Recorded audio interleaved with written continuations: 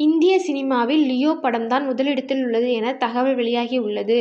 இப்படம் வெளியாகி பல இடங்களில் சாதனை படைத்துள்ள நிலையில், இந்தியாவின் வசூல் ரீதியாக தற்போது முதலிடத்தில் உள்ளது லியோ படம் என லோகேஷ் கனகராஜ் இயக்கத்தில் விஜய், த்ரிஷா, மன்சூர் அலிகான், அர்ஜுன், சஞ்சய் தத் என முன்னணி பிரபலங்கள் நடித்து வெளியான படம் தான் லியோ.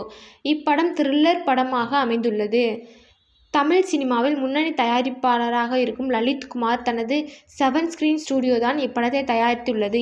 லியோ படம் விமர்சன ரீதியாக மக்கள் மத்தியில் பெரிய அளவு பேசப்படவில்லை.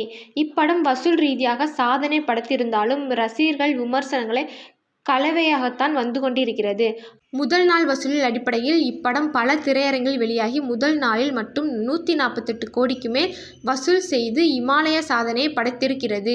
எந்த இந்திய திரைப்படமும் படைக்காத சாதனையை படைத்து இந்த ஆண்டில் முதல் இடம் பிடித்த சாதனையை படைத்துள்ளது தளபதி விஜயின் லியோ படம்.